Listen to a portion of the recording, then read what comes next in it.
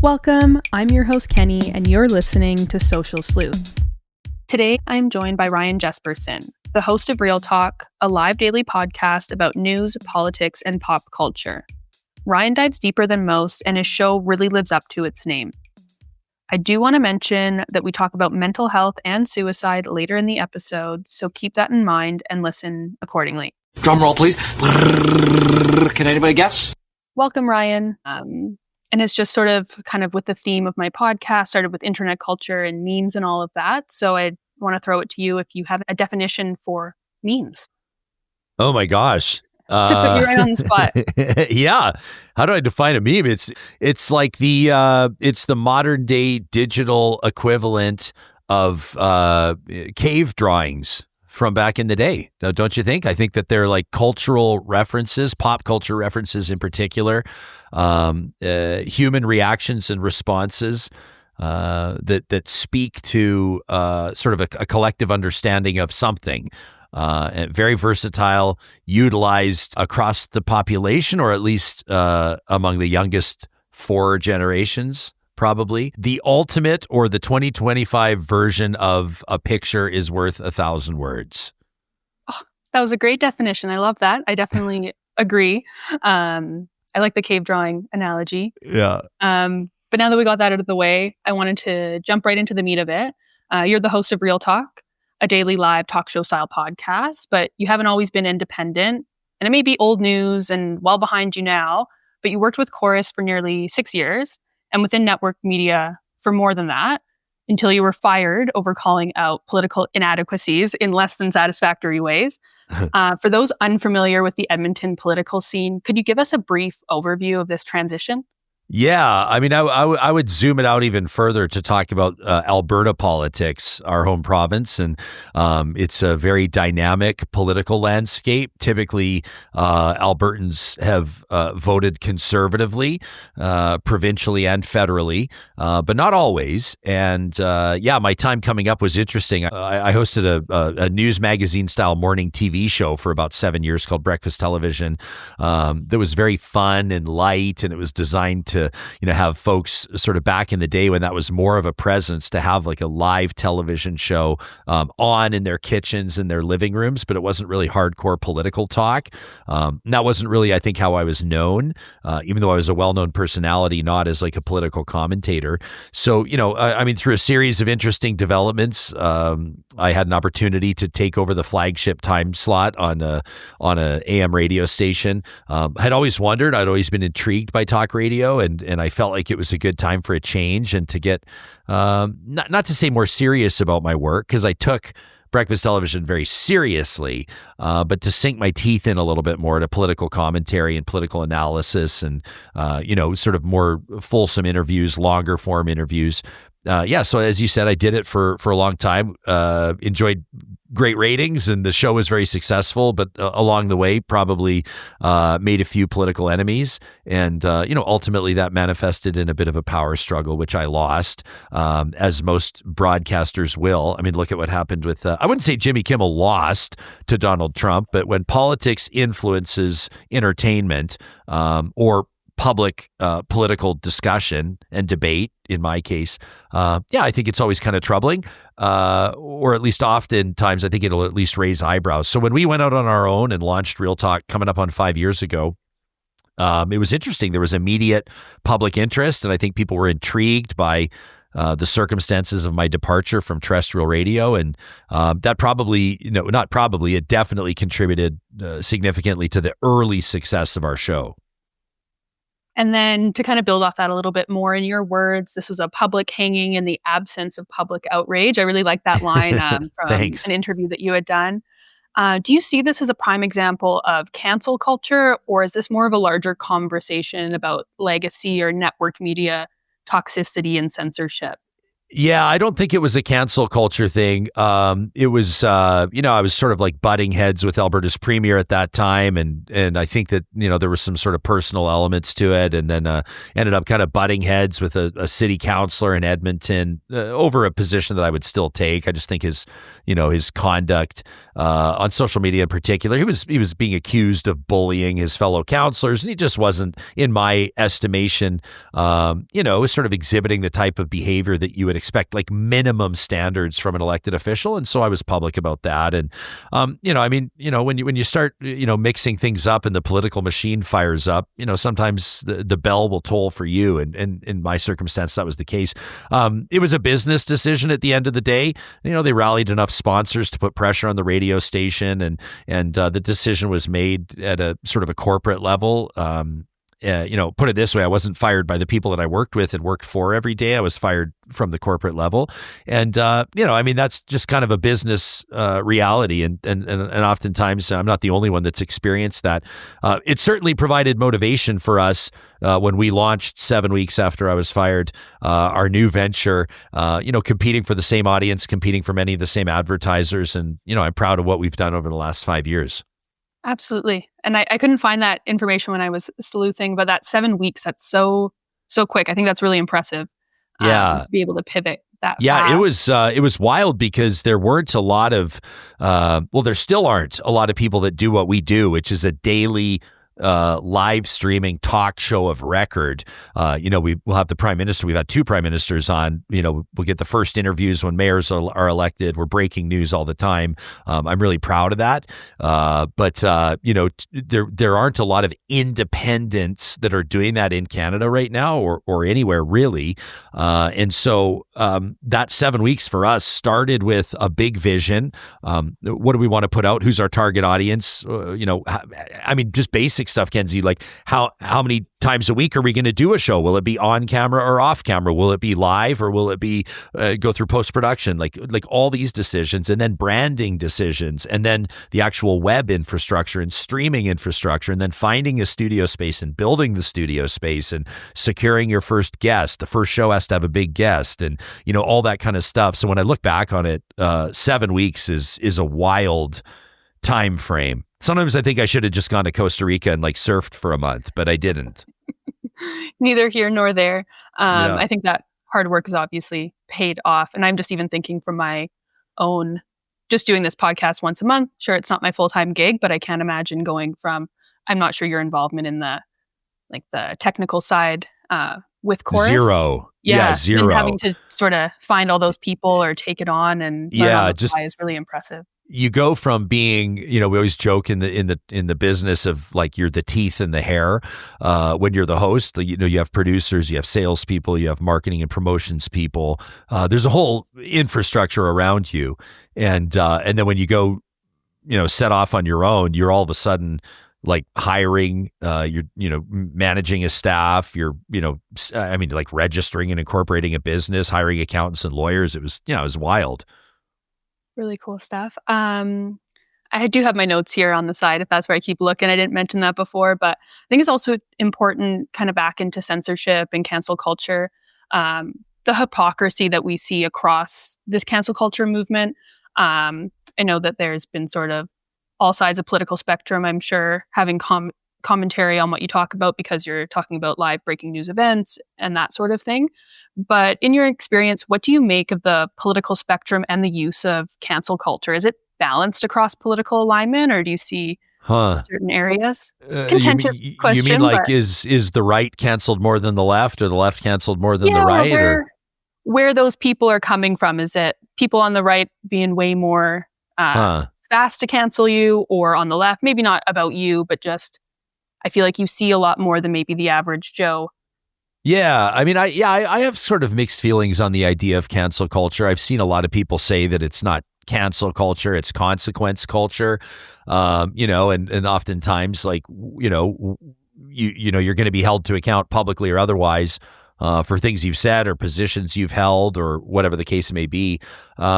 I think generally speaking, I mean, it's not always a bad thing. Like, sometimes the public, typically by way of social media, but not always, flexes its muscles and demonstrates its power and influence. And I think that in, a healthy democracy, for example, and oftentimes in situations where there's no democracy, we've seen the public rise up and truly exhibit its influence and its power.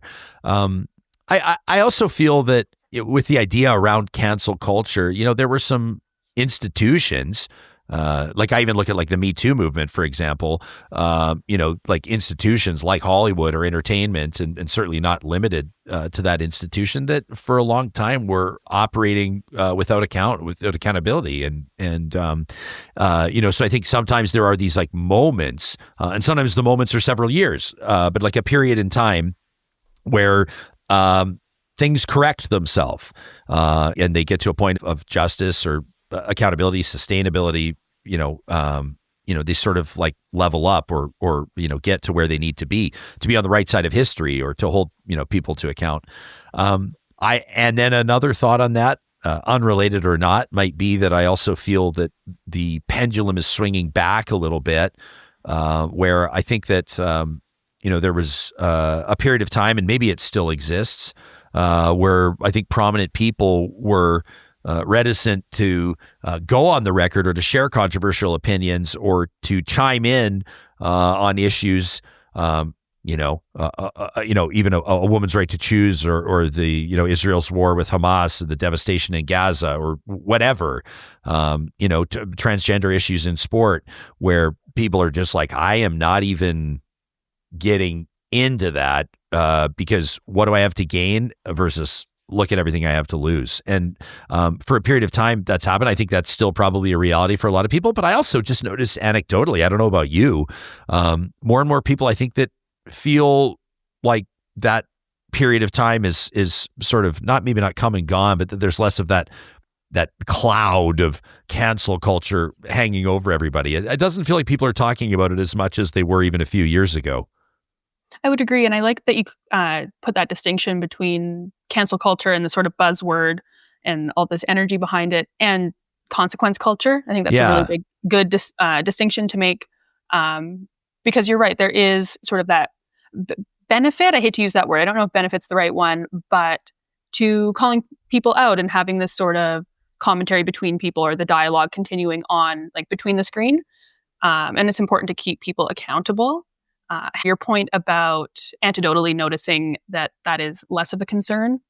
My sociology brain kicks in and thinking about surveillance and the panopticon and this idea of being watched. And so we act differently based on this idea of being perceived. But I think maybe we're getting all more a little bit comfortable because we've seen these sort of cycles go through so many times, and people are okay. They make it through, like yourself, canceled or whatever the term you want to use. And maybe it was more of a like bureaucratic behind the scenes sort of thing, but you survived that and you came back from that, and your character was able to shine through that one little snippet.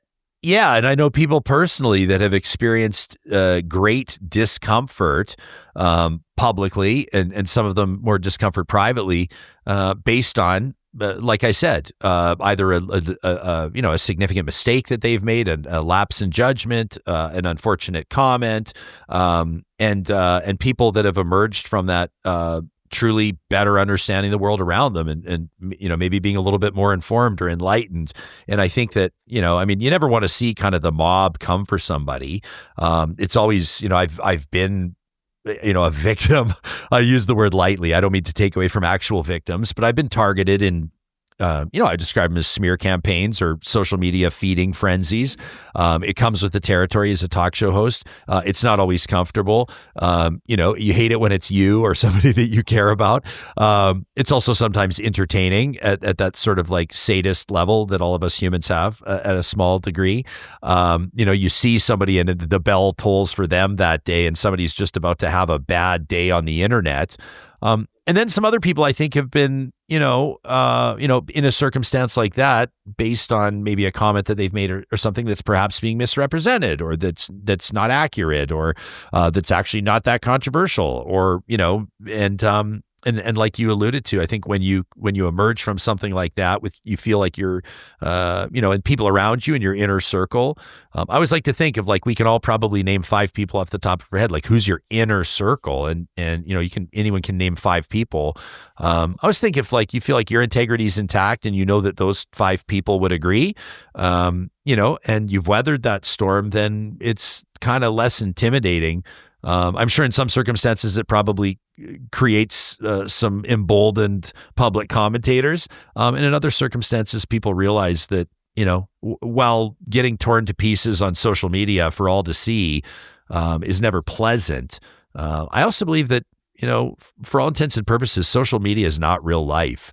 And, I found when I'm having, uncomfortable circumstances like that, they've been few and far between. But like walking your dog for 30 minutes, breathing some fresh air, smiling at people on the sidewalk kind of restores it kind of resets you, and you could use a reset. Absolutely that. Go and touch some grass. Go touch some grass. Yeah, get offline.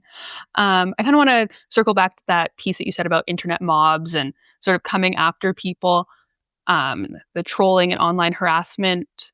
With that awareness, does that impact how you approach talk radio with your show? No, I wouldn't say that I ever really worry about, well, I mean, I guess I want to clarify what I mean. I always want to just, conduct myself and present myself with empathy and compassion, and also with an edge. I just, we call our show Real Talk, for a reason. We wanted this to be, we promised that this would be a show that people would, hear perspectives that real people feel, like real issues in front of, real people seeking real solutions, finding real common ground. Like, how do you approach that typically in real life? Well, I think with, a sense of professionalism, with a sense of empathy, with a sense of curiosity, seeking to understand different perspectives. Sometimes an interview can go sideways, or sometimes, your opinion on something contentious. For example, like we've just gone through in our home province of Alberta, big teachers strike. 50,000 teachers were striking. 750,000 students were out of class for 3 weeks, and not everybody agrees on the proper outcome there, or how a government should get teachers back. And it's very personal to people. People that are teachers, or people whose kids are missing school because of this, or people who are advocating on behalf of labor unions versus a government that may appear to be intent on crushing labor unions. I mean, these are strong opinions that people have, and so we try to find a balance between like respectful debate. It's a whole different conversation. How do we moderate our live chat? Like that's a good example. What will we tolerate in there as like an edgy or firepowered kind of a comment with a valid point being made? And what will we not tolerate, which is, like obviously racism, misogyny, hate speech, threats, that sort of thing. I mean, these are like basic low bars that you have to set. But yeah, I wouldn't say that it's too much on my mind. Will I share an opinion that I strongly hold based on whether or not I'll get killed publicly for it? That would be pretty rare. Yeah, I definitely want to also touch on the use of Real Talk as your title. I think a lot of people like to say that we're real, we're authentic. After watching your show, I think that the name is very fitting, and it's really great to see, especially in a Canadian context, somebody doing that and putting that work in. Like you said, with just being live, but the daily show as well. And then that authenticity there's not a lot of other options in the independent space.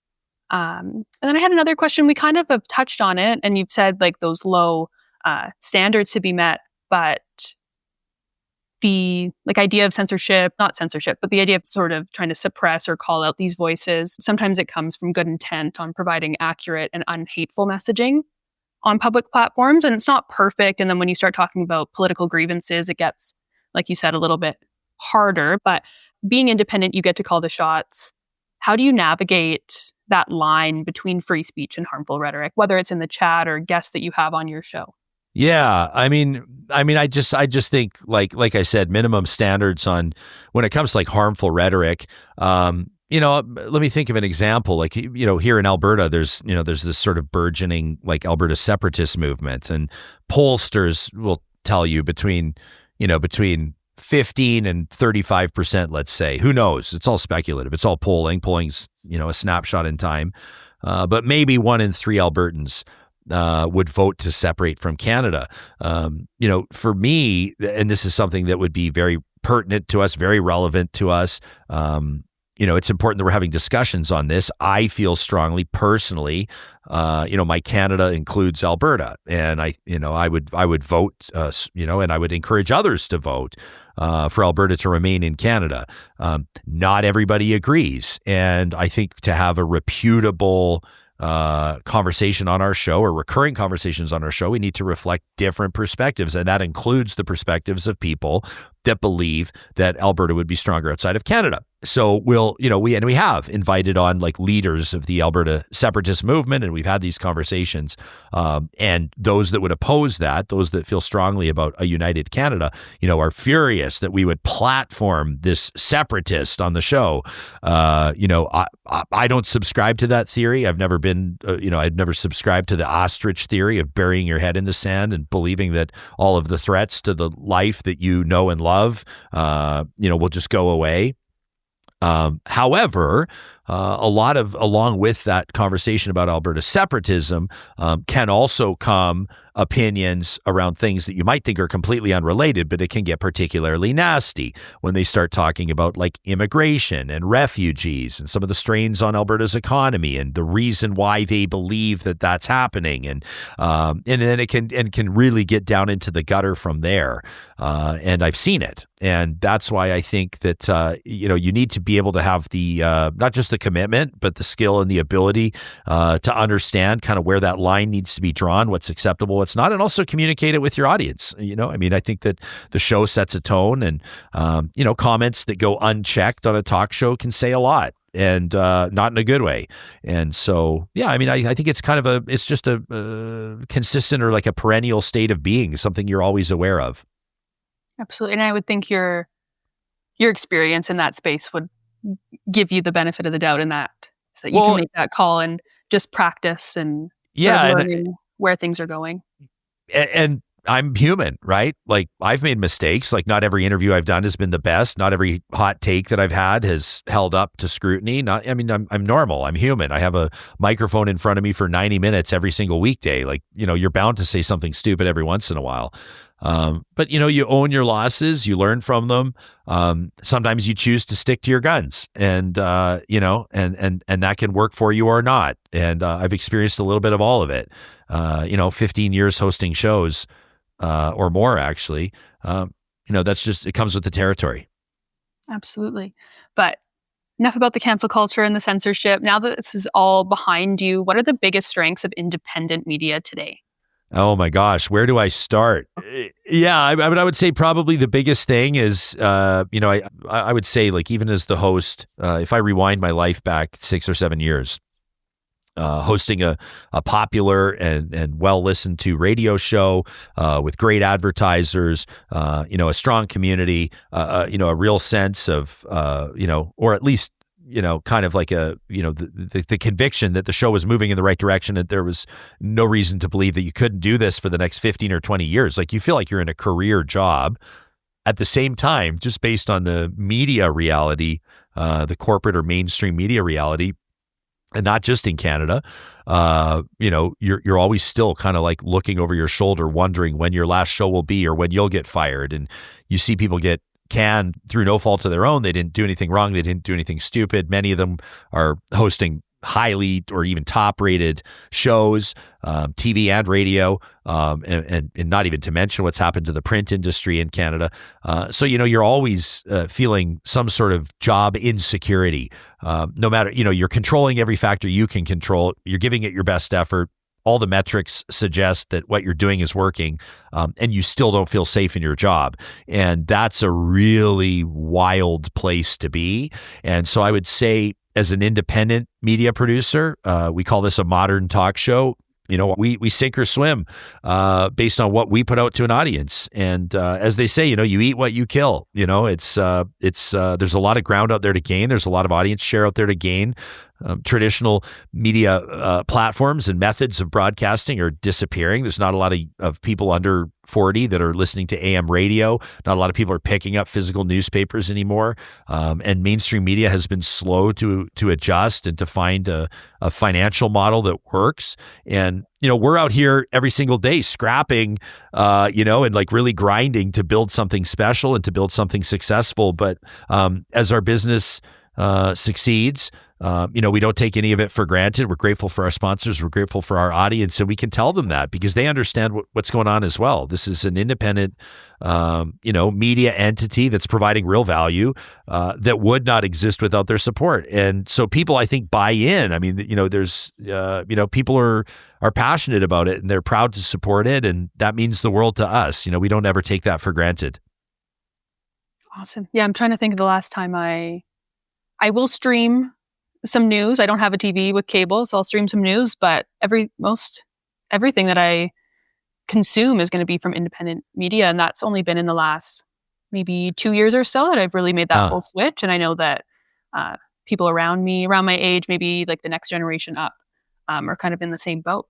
Yeah. And the numbers of Canadians that are cutting their cable are astounding and probably not surprising though. And so, when I was growing up, like I knew what I want. I mean, I had a general idea what I wanted to do. And I was like literally 10, 11, 12 years old. I always wanted to be a 6 o'clock news anchor because that was like the big deal. Like the 6 o'clock news anchor was, the community member that got to speak to the people in their city or their province or their country and share with them the important stories and analyze, speak to people that could analyze why these issues were important and really sort of be a sounding board in a way or play an important role in public discourse and that sort of a thing.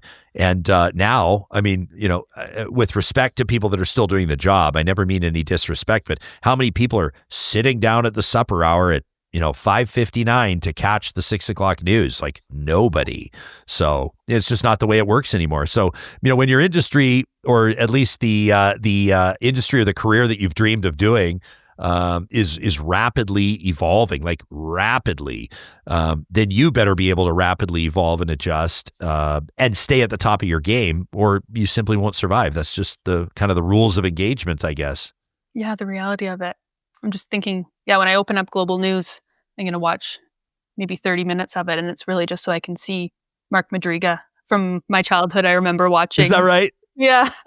And so it's more from that nostalgic or routine space, yes, not necessarily that sounding board that you're looking for. There's so many other people taking up that space now. But I think it's really cool how you've pivoted and been able to recognize and then take that space. And then a bit of a change from what we've been talking about, but in my sleuthing, I found that in 2019, you were recognized by the DMHA for your contributions to mental health conversations and advocacy with your platform. I want to echo this as well. And after watching some of your more recent episodes with Charles Adler and Grief 101, I wanted to say thank you. Such an important discussion to be having. It unexpectedly helped me. I was going in there to do research, and I stumbled upon your video. I made my mom watch it with me. And I know it's helped others. And I wanted to ask if, since going independent, do you find you can have deeper conversations about mental health and be a bit more vulnerable with your audience? And then, if so, how has that impacted you? Yeah. Well, thank you for mentioning that. So, for your audience, my Grief 101 episode was just days after my best friend in the world died by suicide. Which is still very difficult to talk about. And, I'm happy to, I guess I'm never happy to talk about it, but I'm willing to talk about it in the hopes that it can, we can play our part in removing the stigma around just this, just this really awful reality. And I think that the numbers should be a shock to anybody that, 1 in 5 people are going to experience or grapple with mental illness in their lifetime. That's, 1 of every 5 of us. And that may even be a conservative estimate. And so I just think it's so important for us to be able to talk about it. I would give anything for 5 more minutes of talking to my buddy and just to tell him how much I love him and how much people love him and how much support there was around him. And, sometimes in life, and people will experience and learn things in different ways, in different tragic ways. Talk to a parent that loses a child to cancer, or someone who is, a victim or a survivor of some sort of domestic violence or homicide, or these awful scenarios. And you sort of look at this shrapnel that's left, this mess, this burned out mess, and you sort of say, like, what can we do with this, or how can we honor this person's memory, or what can we do to prevent, hopefully, another family or another peer group from experiencing this same heartbreak. And so, I was, like you said, I mean, that I was honored to receive that mental health award in 2019. I mean, the death occurred several years after that.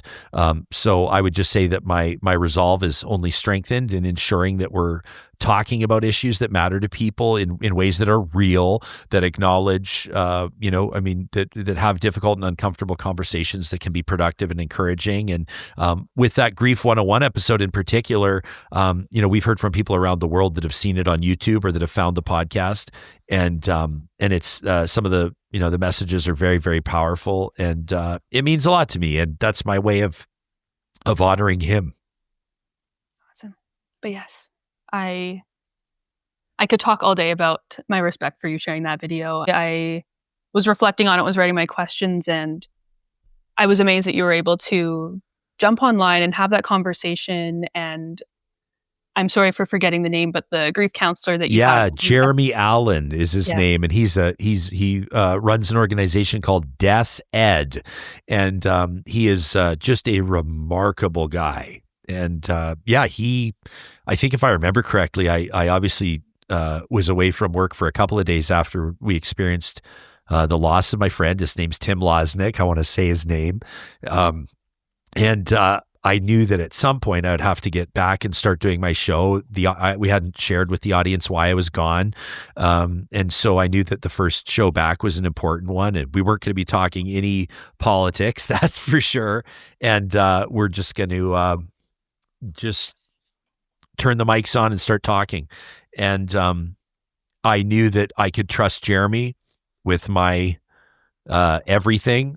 And I didn't know how it was going to go. I don't actually, I'll tell you the truth, Kenzie, I don't remember much about doing that episode. I was just stunned. That. I was almost, I was kind of in shock.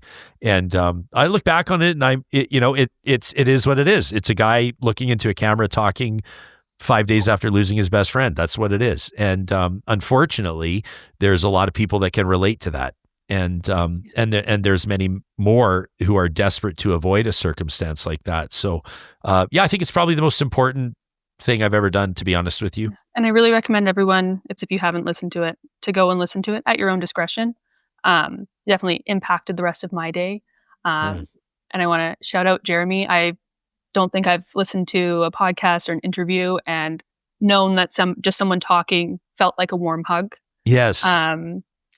And when I was reflecting on it, I lost my uncle maybe 2 years ago now. Oh, I'm sorry. Just to suicide. But I remember not even being able to say it out loud for weeks, right? So to be able to watch you be so vulnerable, it helped me. I won't draw on it too long, because I am a crier.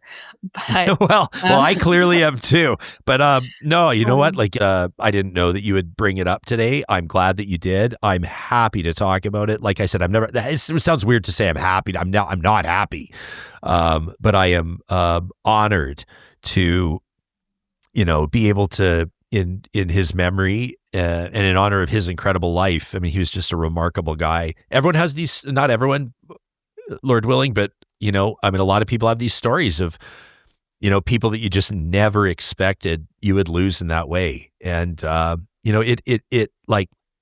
it just hits you at 100 different levels, as people can imagine, when you just couldn't. I mean, I'll never forget. I mean, I was right here where I am right now when I found out, my whole world changed. And, you just, I just think that the more that we can normalize conversations about something that's very difficult to talk about, the more we justify doing what we're doing. I mean, if we're serious about having public conversations and honoring an audience and, making a difference in our communities and all these types of things, and you don't you can't be vulnerable in a situation like this, then what are you even doing, right? Exactly. And then, not to take away from this, but then to also more of the men's mental health aspect as well, that I guess as a woman it's harder for me to maybe grasp the space, but I think that there is a big need for it, and the stigma for men Yes. in a lot of ways is a lot higher. In your episode with Charles Adler and his reflection and his ability to say, you were right and I've had time to think about that, I think that conversation that you were able to facilitate, I would imagine, is very impactful for men. I looked at it and went, wow, this should inspire men to be more open to talking about things and grappling with challenging thoughts and feelings. Yeah. Not really a question, but thank you again. Yeah, no, I get what you're saying, and I agree. I think that the more that, like Charles Adler, he's a senator, he's a lifetime achievement award-winning national talk show host. Like, this guy has spoken to audiences in the millions over the course of like 40 years, and I think someone like him, I just think it's and it can be leaders in industry, presidents and CEOs, it can be politicians, it can be professional athletes and entertainers, and it can also be people that are on the sidelines of a hockey game through minor hockey week, or people at a PTA meeting, or people in their reading groups, or like wherever.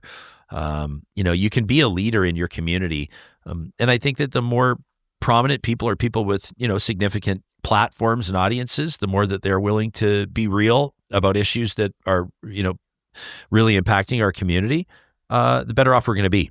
And so I think that, again, it comes back. I mean, I think I've used the word honored a lot on your show. It's an honor for us to have an audience every single day. People don't have to show up. It's not a guarantee people are going to show up or keep listening. Just because they listened to your first episode doesn't mean, we just had our 1,000th, a couple of months ago. Doesn't mean they're still going to be there 1,000 episodes later, right? Like, you've got to earn that loyalty, earn that trust with your audience. And this is a big part of that. Absolutely. Kind of rolling off of this talk about mental health, I'm assuming to do your job, you need to consume a healthy dose of media across sources. Yeah. We talked about going and touching grass, but unlike a lot of people, you can't always just turn it off and take a break. You have a job to do. Yeah. How do you take care of your mental health while keeping up with everything? Oh my gosh, what a great question. I mean, I have a wonderful team that I work with here at Real Talk, and that includes, both sort of on camera, like a great producer and great supports behind the scenes, and a loving family, and I coach basketball, and I love to play golf and all that kind of stuff. I think it's obviously, when you're an entrepreneur and doing what we do, which is there's kind of two things, right? There's I guess two masters we serve. One of them would be our audience, and one of them would be our sponsors and advertisers. And so you're always, that sort of sales principle of always be closing. A lot of my socializing, and I'm a live event host as well. I host about 50 events a year. So I'm out a lot, but it's almost always work. And so I really try to carve out time to be with people. I talked about that inner circle idea around the 5 people you would trust the most.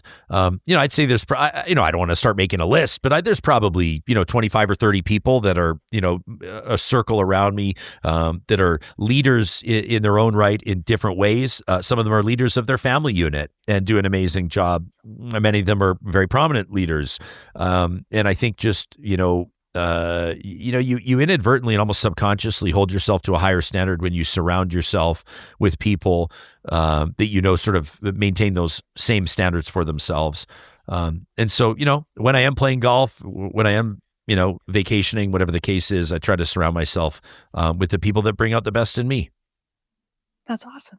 I think that's really great. I do the same thing. That's my way through it. Not my full-time job to be consuming endless media, but I sure act like it is. Yeah. It's funny, like you have to be in the know all the time, and you want to have an informed opinion on, anything that's really relevant. And so, everything we say is on the record. And if you have really uninformed takes on something, people will let you know pretty quickly.